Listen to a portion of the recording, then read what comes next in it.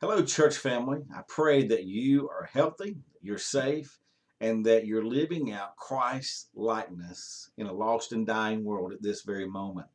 I want to talk to you briefly concerning the spread of the COVID 19 virus in our community and in our county and in our congregations here in Fannin County. I received information this past week that there are several churches right now who have members who have been diagnosed as having the COVID 19 virus. And so we want to take every precaution that we can and err on the side of safety because we want you to come to our church to worship with us healthy, and we want you to leave healthy also. And so, therefore, we're going to implement a policy beginning this coming Sunday of wearing masks. We ask that you, and we require of you to wear a mask when you get out of your car and you come into our auditorium building, that you wear it while you're walking in to sit down.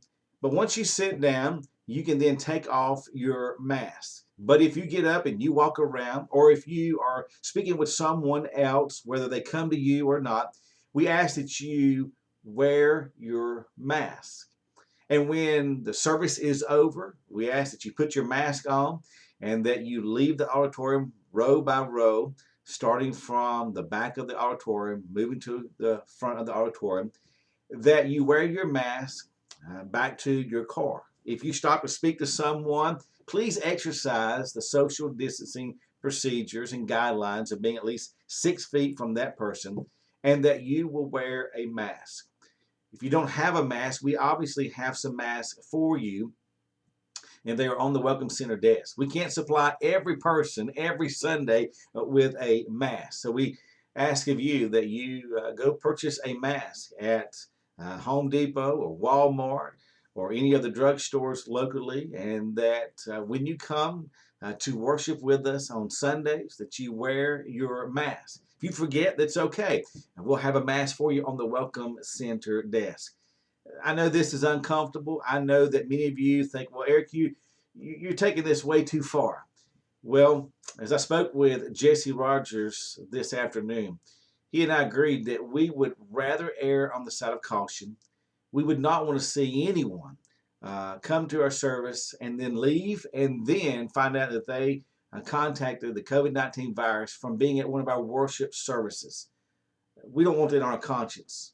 We don't want to have that reputation in our community.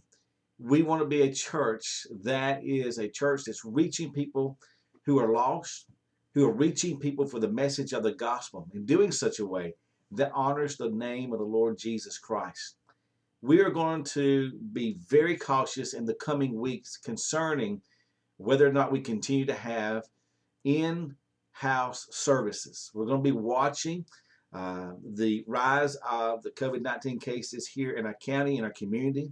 We're in contact with other churches in our community to find out what we can do better to keep you safe and to keep our church safe.